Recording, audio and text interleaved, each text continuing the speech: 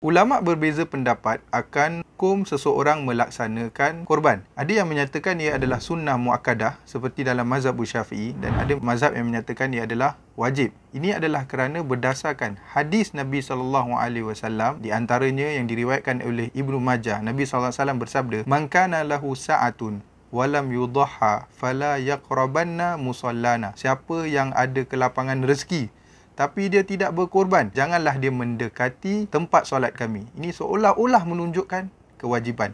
Manakala ada amalan para sahabat seperti yang diriwayatkan secara sahih Abu Bakar As-Siddiq dan juga Umar Al-Khattab radhiyallahu anhu, bahawasanya ada kala mereka tidak berkorban, tidak melakukan korban, supaya nanti orang tidak menganggap bahawasanya korban itu adalah wajib. So berdasarkan ini, ada yang menyatakan dia adalah sunnah muakkadah dan ada yang dia katakan adalah wajib. Saya katakan kita jika ada kemampuan, kita buat. Kerana yang sampai pada Allah Subhanahu Wa Taala itu adalah ketakwaan, bukan dagingnya, bukan darahnya, seperti mana yang Allah Subhanahu Wa Taala berfirman dalam surah Al-Hajj, "La yanalallaha luhumuha wala dima'uha walakin yanaluhu taqwa minkum."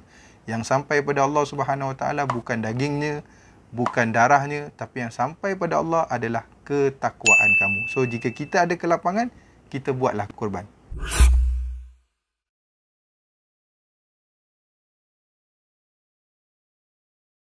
Asalnya hukum korban ni adalah bagi siapa yang mampu. Tapi siapa yang tak cukup, apakah dia boleh berhutang? Ulama membahagikan dua. Orang yang berhutang ni untuk berkorban ni ada dua jenis. Yang pertama, dia berhutang dan dia boleh bayar dalam masa terdekat. Contohnya, satu orang dia belum gaji lagi. Jadi kebetulan kalau waktu Aidil Adha tu dia belum dapat gaji lagi, tapi selang berapa minggu dia dapat gaji dan dia boleh bayar balik. Ini orang yang dalam masa terdekat dia boleh bayar. So ini ulama katakan boleh untuk nak berhutang dan dia tahu, dia ada keyakinan bahawasanya dia akan bayar dalam masa terdekat. Manakala jenis kedua orang yang berhutang ni, orang yang hutang dia banyak dan banyak yang belum dia bayar lagi, yang dia belum lunaskan hutang dia. Ini tidak digalakkan untuk berhutang kerana ada lain lagi kewajipan yang perlu dia lakukan. So anda buat keputusan berdasarkan adakah anda golongan yang pertama tadi yang boleh bayar dalam masa terdekat ataupun golongan yang kedua. Jika golongan pertama, sangat-sangat digalakkan kalau nak berhutang boleh. Golongan kedua, sebaiknya tidak berhutang.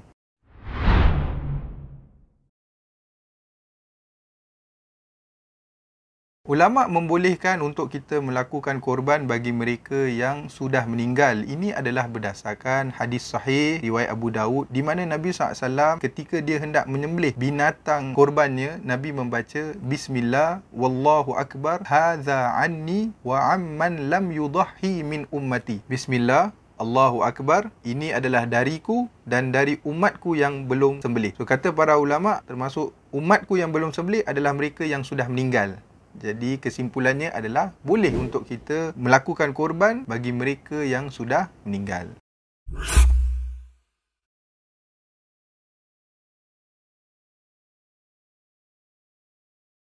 Di dalam hadis yang diriwayatkan oleh Imam Muslim, Nabi SAW ketika melakukan korban membaca Bismillah, Allahumma taqabbal min Muhammadin wa ali Muhammadin. Dengan nama Allah, ya Allah terimalah korban ini daripada Muhammad dan ahli keluarga Muhammad. Berdasarkan hadis ini, ketua keluarga bila mana melakukan korban, berarti dia melakukan korban untuk ahli keluarganya juga. Tapi kalau dia ada kelapangan lebih, isterinya juga nak melakukan satu korban, anak dia juga nak melakukan satu korban, maka itu dibolehkan.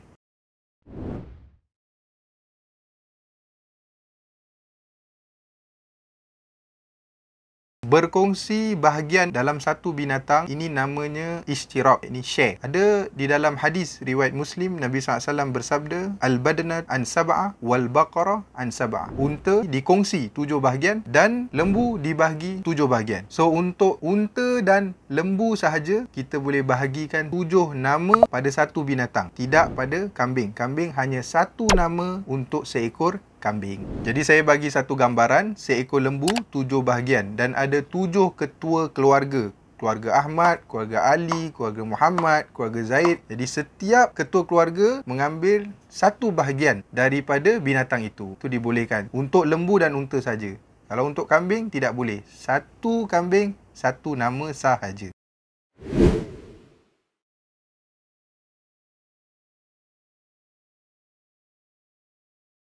Berdasarkan hadis Rasulullah sallallahu alaihi wasallam yang diriwayatkan oleh Muslim, idza dakhalal asharu, bila masuk hari pertama Zulhijjah itu dan seseorang itu ada binatang kurban, fala ya'khudhanna sya'ra wala yaqlimanna dhufura. Janganlah dia memotong rambut dan janganlah dia memotong kukunya. Walaupun ulama berbeza pendapat apakah pantang larang yang disebut dalam hadis tadi wajib untuk kita ikuti ataupun dia sunat saja. Sunat saja bermakna kalau seorang tu potong kuku, tidak mengapa.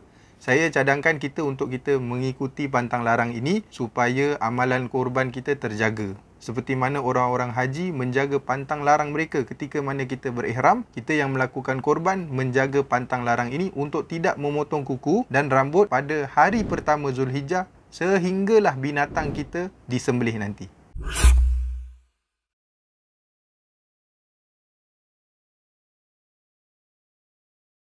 Akikah adalah menyembelih 2 ekor kambing selepas kelahiran anak lelaki dan seekor kambing selepas kelahiran anak perempuan. Hukumnya adalah sunat dan tidak wajib. Dan ia dilakukan pada hari ke-7 berdasarkan hadis Nabi SAW, yauma sabi'uhu, pada hari yang ke-7.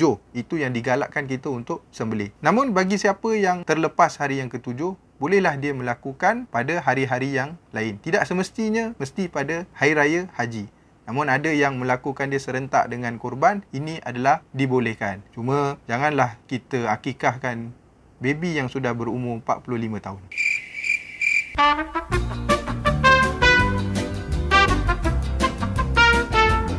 Demikian soalan-soalan lazim yang biasa ditanya bila masuk musim korban. Saya harap ia bermanfaat bagi anda dan ahli keluarga anda. Silakan share pada mereka, kawan-kawan semua. Semoga ia bermanfaat bagi mereka. Sekian, Assalamualaikum warahmatullahi wabarakatuh.